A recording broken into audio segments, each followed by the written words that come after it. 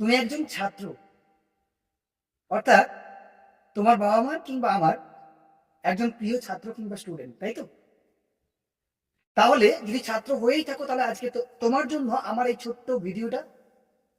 আসলে শুধু ছাত্র হলে হবে না, ছাত্র এবং আদর্শ ছাত্র এই দুটোর মধ্যে তোমাকে পার্থক্য আজকে নির্ণয় করতে হবে। কেন বললাম কথাটা জানো?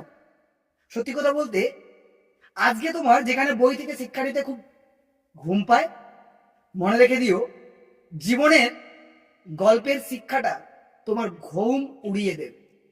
তাই বই থেকে শিক্ষা নাও, সেটাকে ইউটিলাইজ করো। আগামীর জন্য তোমার জন্য ওয়েট করছে জীবনের গল্প। বইয়ের শিক্ষা ব্যতীত জীবনের গল্পকে সুন্দর করে সাজানো যায় না। এখনো বলছি, ঘুম থেকে জেগে ওঠো।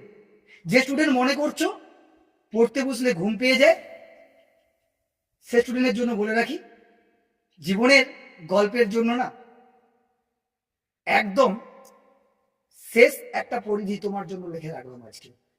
তাই কথাটা এভাবেই বলতে পারি, ছাত্র এবং আদর্শ ছাত্র, তোমাকে ডিসিশন নিতে হবে তুমি কোন অপশনটা চুজ করবে। আশা করি তোমার জন্য এটা ভালো মেসেজ আমার তরফ থেকে দিয়ে গেলাম। ভালো থেকো সব।